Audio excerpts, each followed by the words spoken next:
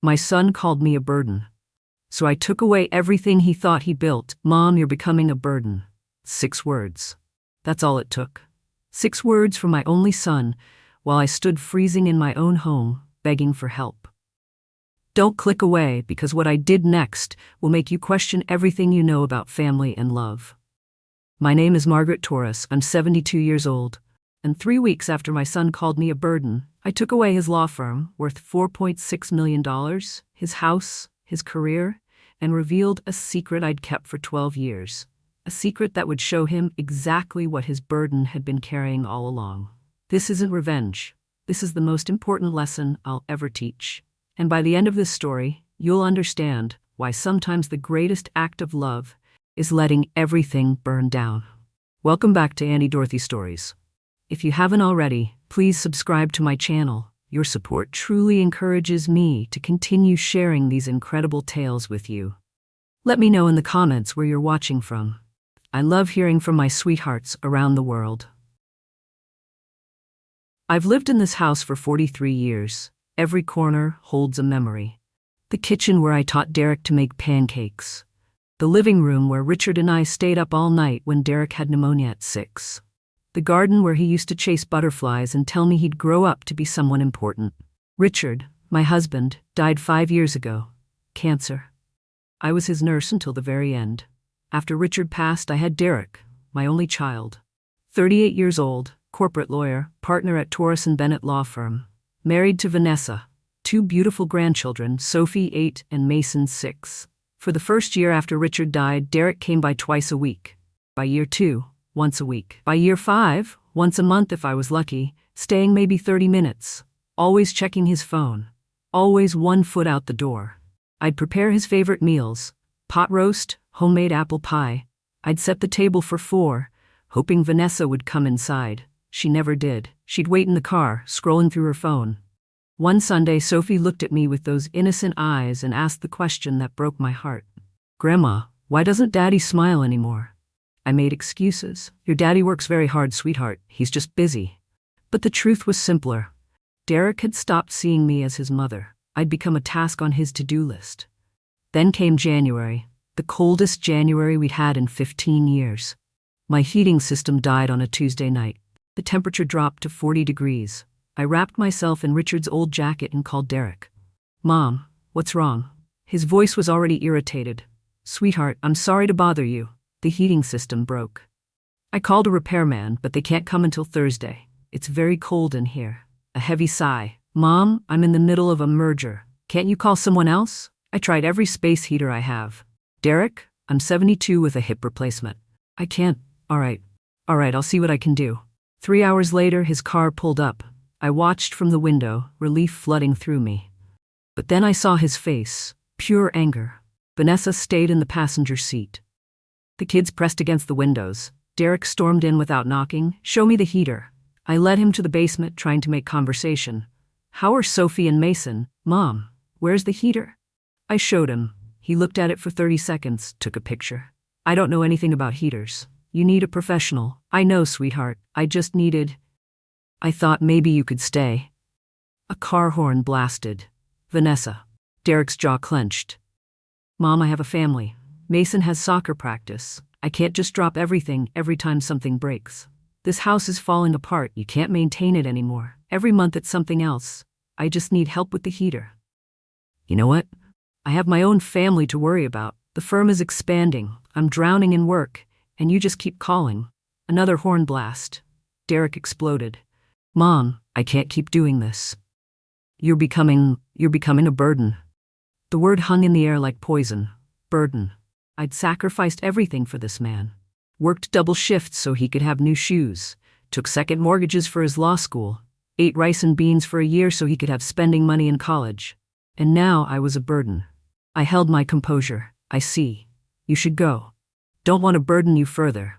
He left. Didn't fix the heater. Just left me in my freezing house, crying silently.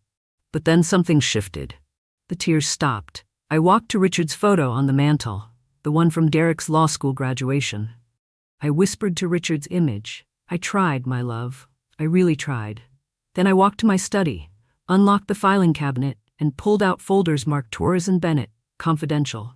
Real estate deeds, investment portfolios, trust documents, bank statements. I laid them all out and looked at 12 years of secrets, 12 years of invisible support, 12 years of being the foundation Derek never knew he was standing on. I picked up my phone and made 3 calls. Hello, James. This is Margaret Torres. I need estate planning. No, not updating. Complete liquidation. Linda, it's Margaret. I need corporate counsel. I'm divesting from Torres and Bennett. All of it. Father Rodriguez, it's Margaret. Can we meet tomorrow? I need guidance. Then I sat back and smiled. My son thought I was a burden? Let me show him what his burden actually carried. If this story is resonating with you, hit that subscribe button right now, because what happens next will blow your mind. Margaret's about to reveal secrets that will change everything. Have you ever supported someone who took you for granted? Drop a comment and tell me about it. That night, I looked through old photos. Derek at 3 with chocolate cake on his face. Derek at 7 with his spelling bee trophy. Derek at 18, the whole world ahead of him. And photos of Richard and me. Young, broke but happy. We'd met at a community health fair. We fell in love over hospital cafeteria coffee and shared dreams. When Derek was born, Richard made me a promise. Our son is going to have everything we didn't. Whatever it takes. We kept that promise. When Derek's guidance counselor said he had potential for law school, Richard started working double shifts.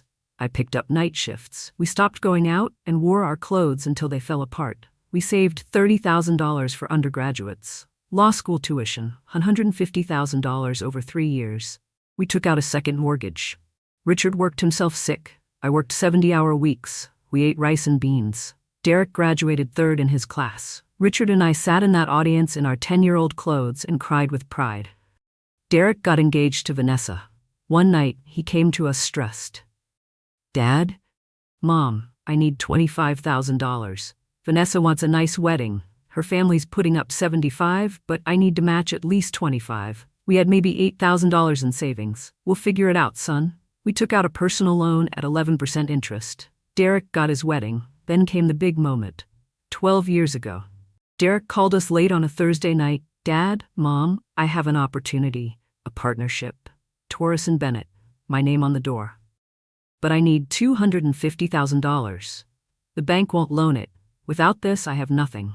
I looked at Richard. He looked at me. We'll figure it out, son. We didn't have $250,000. We barely had $5,000 in savings. But Richard had a plan. Margaret, we're going to invest in our boy. Not give. Invest. We'll become silent partners. He gets his confidence. We protect our investment. 3 days later, we sat in a lawyer's office. So you want to invest in your son's firm, but remain anonymous? Richard nodded. We don't want him feeling obligated, just supported. He needs to believe he did this himself. His confidence matters. We invested $250,000, money from a 3rd mortgage, Richard's liquidated pension, my retirement fund, cashed out early, for 35% ownership in Torres and Bennett law firm held in the Torres family trust. Derek thought it was Richard's money from some mysterious old investment. He never asked for details. Derek's firm launched. He was ecstatic. Dad, Mom, I did it. I'm a partner. We never told him the truth. The firm struggled at first, but Derek was brilliant. Slowly it grew. Then Richard got sick. Stage 4 cancer. 6 months to live. In his final weeks, Richard made me promise something. Margaret, when I'm gone, the life insurance is $200,000. Use it for yourself. You've sacrificed enough. But when Richard died and that check arrived, Derek called me, panicked. Mom, the firm's in trouble. Cash flow crisis. We need $200,000 or we lose everything. But Dad's life insurance came through. That'll save us. I looked at that check. My ticket to financial security. Then I looked at my son's desperation. I called the lawyer. I want to reinvest Richard's life insurance into Derek's firm. Mrs. Torres, are you certain? My husband wanted Derek taken care of. This is how I do that. I invested the full $200,000. My stake grew to 42%. Derek never knew. And here's what you need to understand. What makes this whole story so devastating? For 12 years, I didn't just own 42% of his firm. I was his firm. Every major decision required majority approval. Derek had 40%. Bennett had 35%. The Torres family trust had 42%. I was the deciding vote on everything. When Derek wanted to expand to a second office, I voted yes. When they debated hiring 10 new associates, I voted yes. When Derek proposed the risky merger that tripled the firm's value, I voted yes. For 12 years, I voted in Derek's favor on every single measure. I never opposed him, never questioned him. I was his silent partner in every success he claimed as his own. The dividends started at $12,000 quarterly, then $25,000, then $45,000. Last quarter, $73,000. I gave most away. Children's hospitals, homeless shelters, scholarship funds, but that's not all. 8 years ago, I bought a commercial building for $1.2 million. Then I leased it to Torres and Bennett at below market rate.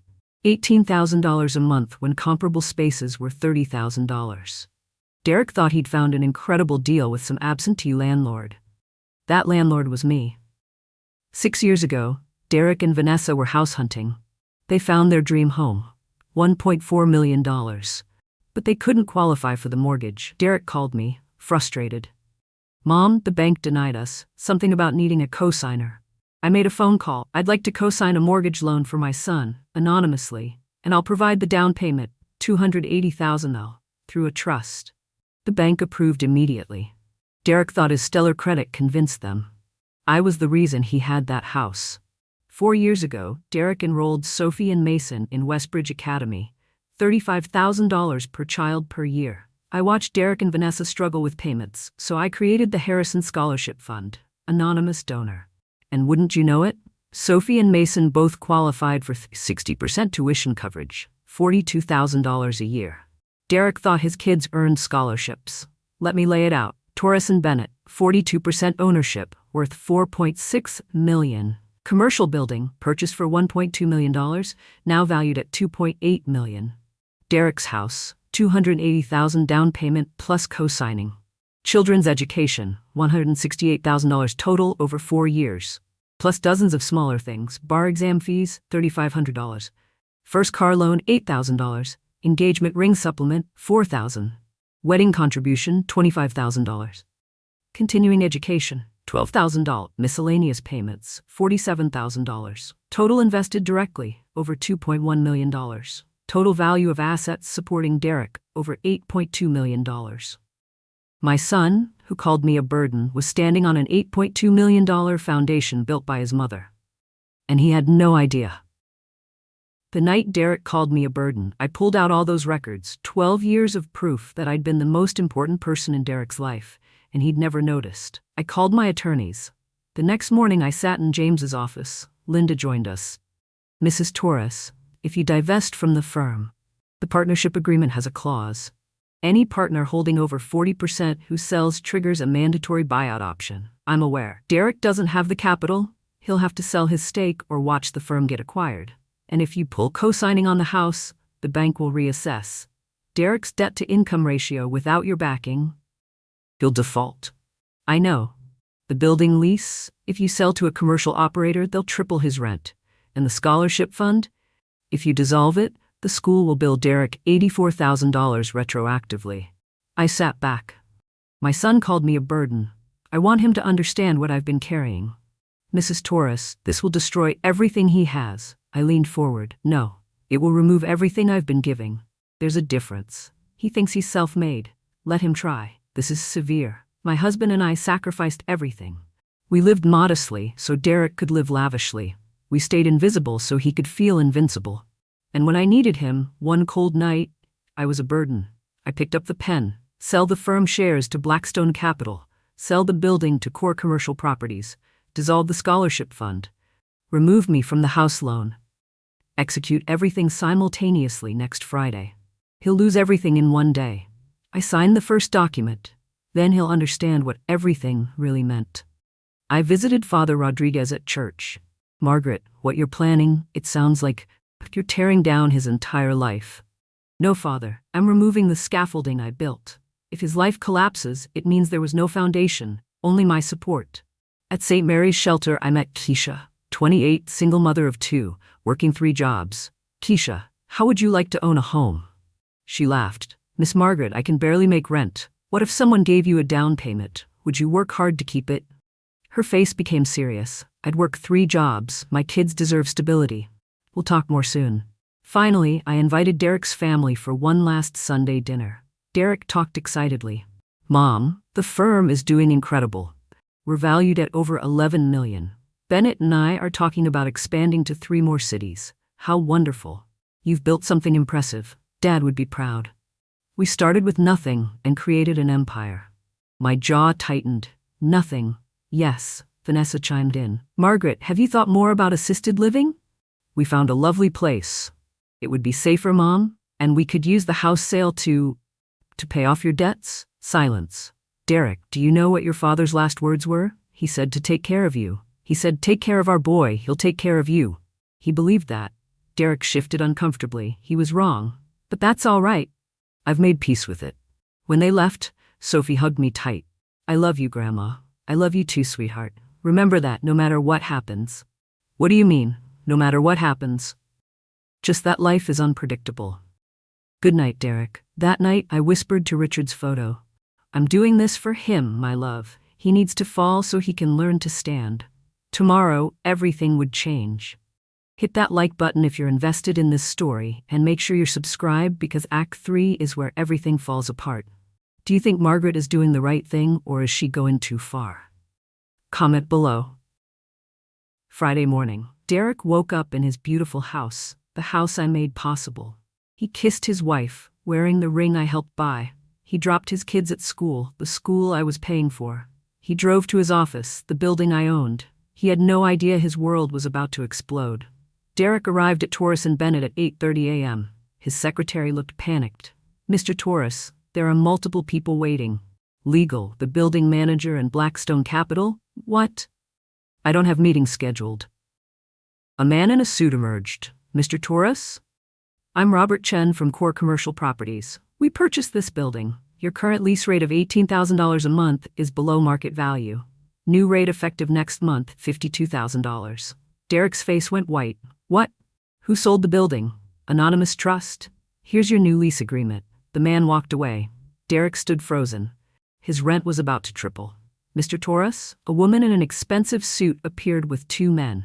I'm Linda Park, and this is Richard Halloway from Blackstone Capital. We need to speak with you immediately. In the conference room, Derek's partner Bennett was already there.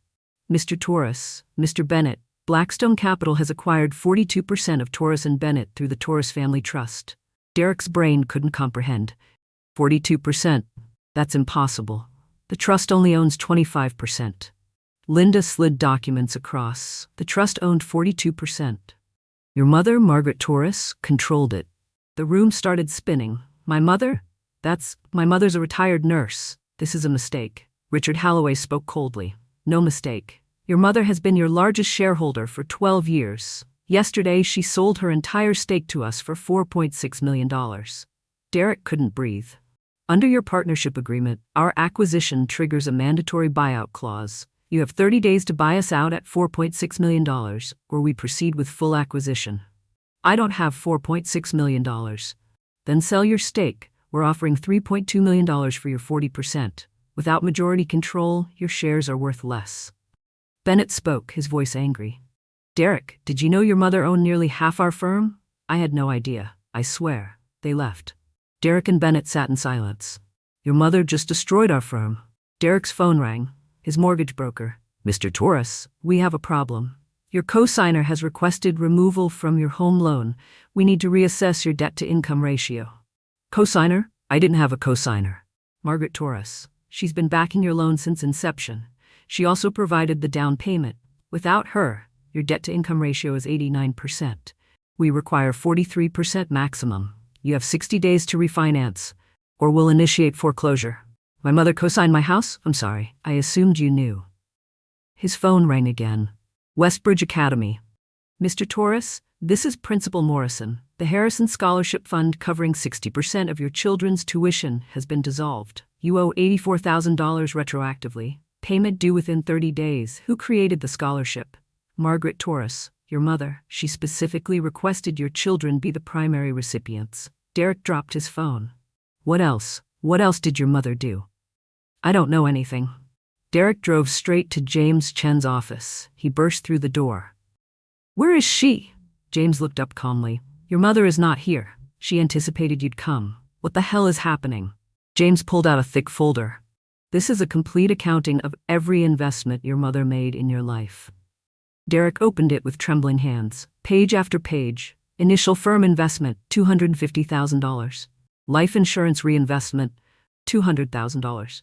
Building purchase, $1.2 million. House down payment, $200,000. Scholarship fund, $168,000. Bar exam fees, $3,500. First car loan, $8,000. Engagement ring, $4,000. Wedding, $25,000. Continuing education, $12,000. Miscellaneous, $47,000. Total direct investment, over $2.1 million. Total assets supporting Derek, over $8.2 million. She's been everything? Your mother built the foundation for everything you have, and you called her a burden. I didn't know. She made sure you didn't. She wanted you to feel capable, independent. The door opened. Margaret walked in, composed, wearing her best dress. Derek stood, tears streaming. Mom, what have you done? I removed my burdens from your life. Isn't that what you wanted?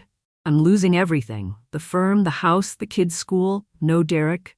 You're losing what I gave you. There's a difference. Why? Because I said one stupid thing? I sat down across from my son. Because for 5 years you've made me feel invisible. Because you built a life on my sacrifices and called yourself self-made. Because when I needed you, one cold night, you couldn't be bothered. I didn't know about any of this. If I'd known, that's the point. You didn't know because you never asked. You never wondered how I lived, what I did, whether I needed anything beyond repairs. You saw a burden, not a person. Please, Mom, I'll lose everything. Vanessa, the kids, your children have education trusts worth $400,000 total. They're untouchable. As for Vanessa, you'll discover what she's really made of when the money's gone. And me? I stood. You're 38, Derek. Healthy, educated, capable. Your father and I were 26 when we started with nothing. We built a life through sacrifice and hard work. Now you'll understand what that means. You're destroying me. No. I'm releasing you. You'll still have your law degree, your skills, your mind. You'll just have to build something real this time. Without my invisible scaffolding. Derek collapsed, sobbing. I'm sorry. God, Mom, I'm so sorry. My voice softened slightly. I know you are. But sorry doesn't reverse 5 years of neglect. This is the consequence, Derek. Not punishment. Consequence. I walked to the door. The people who bought the building in firm shares, I made sure they're fair. You won't be cheated, but you will have to earn everything now. Maybe that will teach you what it's worth. Your children's trusts are untouchable. My estate is distributed. You'll receive nothing from me, but your children will have futures. That's the last thing I'll give you, a reason to become the father they deserve. I left my son sitting there, his entire world collapsed. The next 3 weeks were brutal. Derek told Vanessa everything. So we're poor because your mother threw a tantrum? We were never rich, Vanessa. We were subsidized. You need to fight this? Sue her. She broke no laws. She just stopped helping. I didn't sign up for this. I married a successful lawyer, not someone about to be homeless. We're not homeless. We'll rent something smaller. I'll rebuild. Rebuild? You're 38. I'm not starting over. 1 week later, Vanessa filed for divorce. She took Sophie and Mason to Connecticut. Derek got supervised visits twice a month. The house went into foreclosure. Derek sold his firm stake to Blackstone for $3.2 million. After debts, divorce settlement, $800,000.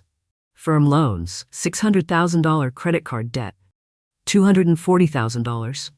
Tax penalties, $380,000. Back tuition, $84,000. Mortgage balance, $180,000. Derek was left with $800,000. He moved into a 2-bedroom apartment. His name came from Torres and Bennett. No firm would hire him as a partner. Derek took a position as a junior attorney. Salary, $85,000 a year. He'd been making $350,000. New apartment rent, $2,400. Old mortgage, $8,200. Used Honda instead of BMW. Everything changed. If you're feeling the weight of this story, share it. Hit that share button. And stay with me. We're not done yet. At what point does teaching someone a lesson become too harsh? Where's the line? Tell me in the comments. 6 months after everything collapsed, Derek sent me a package through James. Inside, a note and my old journals.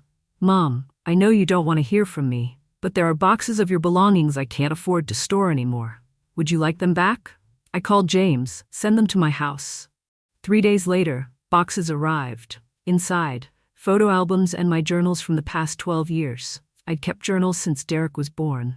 Moments I wanted to remember. I opened the journal 12 years ago. Entry dated March 15th. Derek made his first big case today. I watched the news coverage. I wanted to call him, but he's so busy. Instead, I'll vote yes on his expansion proposal next week. That's how I can help. Silently. Entry dated 2 years later. The firm's quarterly dividend came today. $18,000. I'm donating $15,000 to the Children's Hospital. Derek doesn't need to know. Entry from 5 years ago. Richard passed last night. I told him Derek would be fine. Richard smiled and said, he'll take care of you now. I nodded and lied. I couldn't break his heart. Entry from 3 years ago. Derek came for Christmas. 45 minutes. He checked his phone 16 times. Sophie asked why I live in such a small house if Daddy is so successful. How do I tell an 8-year-old her father's success was built on my sacrifices? Entry from 18 months ago. Derek's house needed a new roof. $22,000. I paid anonymously. Derek called excited. Mom, one of my clients gave us a new roof. I told him how wonderful it was. He'll never know. Then the final entry. Dated 3 days before I sign the papers. Tomorrow I sign. My son will lose everything I've given him. He'll call it destruction. But maybe it's reconstruction. Maybe losing everything will teach him to build something real. I love him too much to let him remain the man he's become. A man who measures worth by bank accounts. A man who calls his mother a burden while standing on a foundation she built. Richard, forgive me. I know you wanted Derek to succeed, but his success was hollow. Beautiful outside, empty inside. I'm tearing down the model. I'm forcing Derek to build a real home, where people matter more than possessions. This will break his heart. But his heart was already broken. He just didn't know it. I'm doing this because I love him. I'm willing to let him hate me if it means he might understand what love actually is. Tomorrow, I will become the villain. That's okay.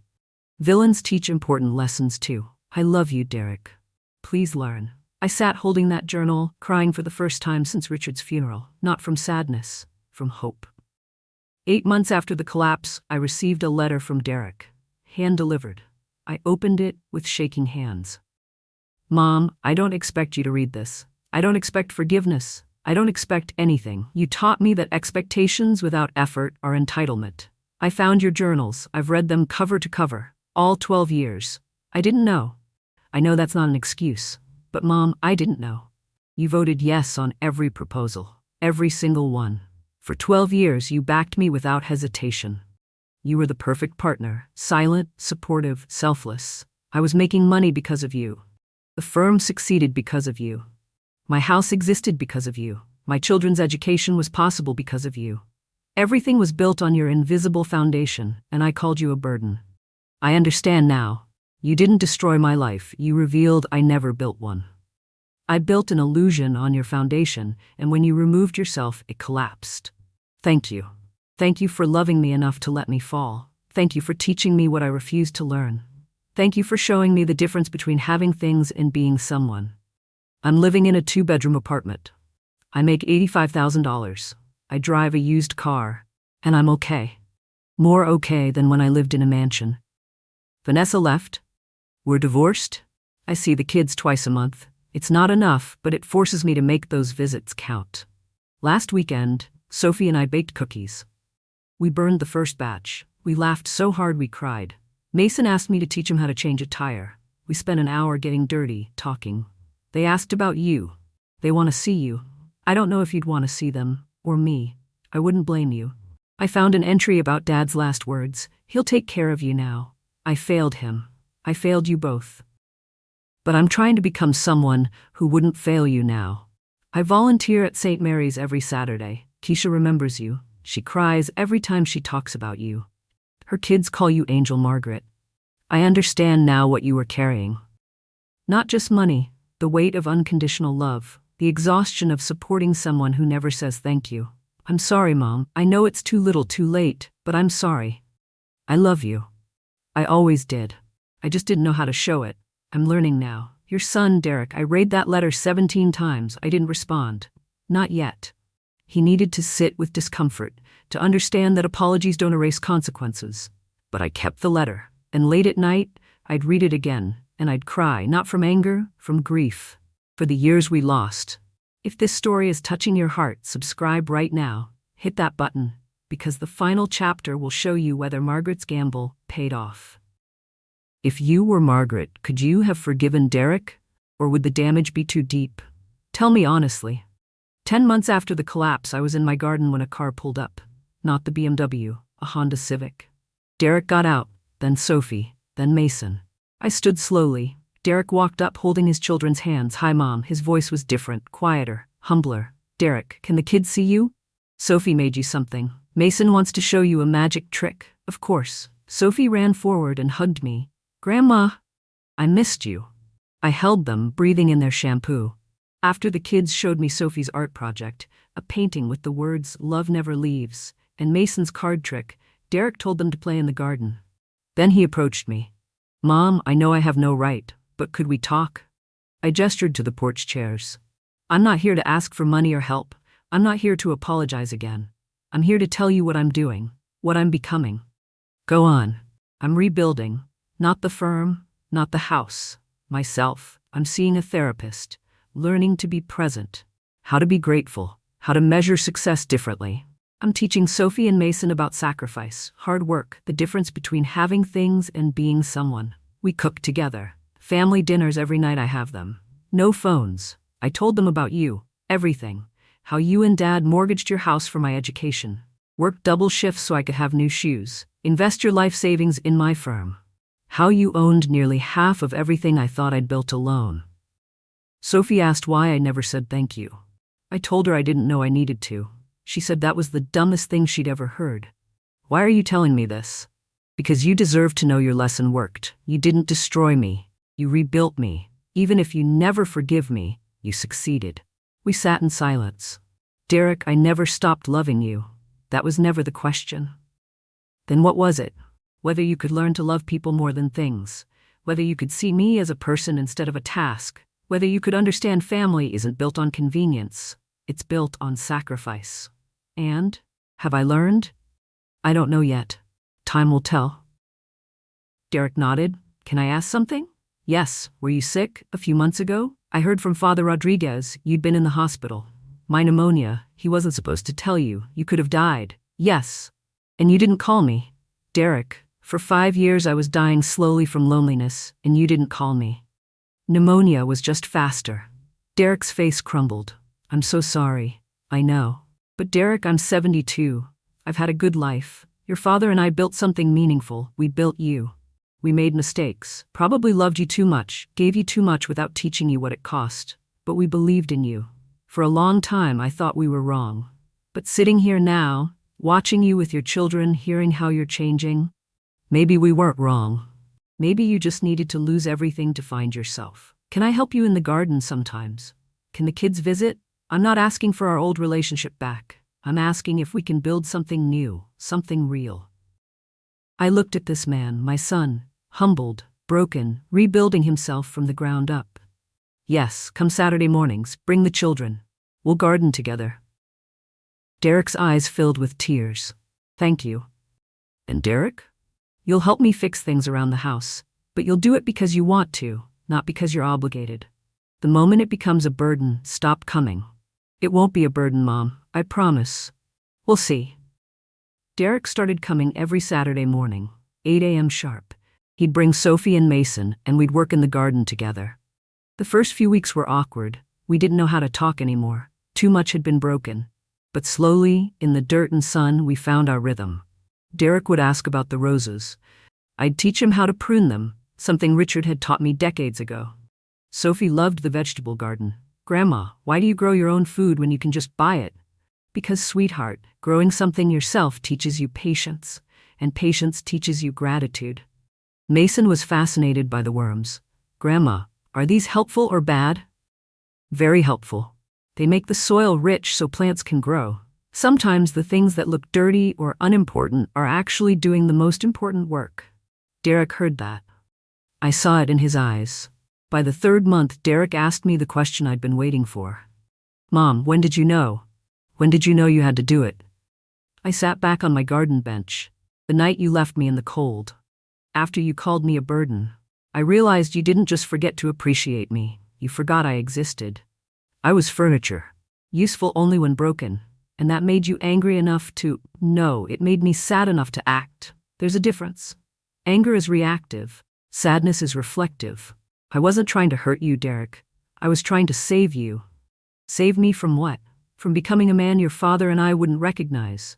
From becoming someone who measures worth by bank accounts instead of character. From living a hollow life built on other people's sacrifices without understanding the weight of what you were standing on. Derek was quiet. Did it work? You're here, aren't you? You're gardening with your 72-year-old mother instead of playing golf at a country club. You're teaching your children about soil and patience. You're present. Finally, you're present. I hated you for a while. When it all fell apart, I hated you.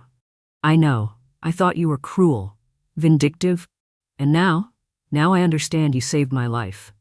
My real life. The life I was supposed to be living all along. 1 year after the collapse, Derek came to me with an offer. Mom, I got a job offer. A small firm, 3 partners. They want me to join. General practice, helping regular people with real problems, not corporate mergers. The salary is $120,000. That's wonderful, Derek. It's less than I used to make. Money isn't the only measure of success. I know that now. But Mom, would you consider being our advisor? Not with money. With wisdom. These partners are young, idealistic. They want to build something meaningful. I thought, maybe you could counsel us sometimes. You were the best partner I ever had. I just didn't know it. I considered this. I'll meet your partners. If they're serious, if they're good people, I'll consider it. But Derek, no money, no investments, just counsel. I won't make the same mistake twice. What mistake? Making you think success is something given instead of earned. Derek smiled. The first real smile I'd seen in years. Deal. 2 years after the collapse, on what would have been Richard's 68th birthday, Derek visited without the kids. We sat on my porch, watching the sunset. Mom, can I tell you something? Of course. Losing everything was the best thing that ever happened to me. I turned to look at him. I was miserable. I didn't realize it, but I was empty. I had everything, money, status, power, and I was suffocating. I'd wake up in my mansion feeling like I couldn't breathe. I thought I needed more, a bigger house, more clients, higher profile. I was on a treadmill, running toward nothing. You gave me something I could never give myself. You gave me permission to stop running. To fall, to hit bottom, to discover that rock bottom has solid ground, and that's where you can actually build something real. I make less money now. I live smaller, I drive an old car, and I'm happier than I've ever been. Because the life I'm living now, I actually built it, with my own hands, my own work. That's what you wanted me to learn, wasn't it? Yes. Thank you, Mom. We sat watching the sky turn orange and purple.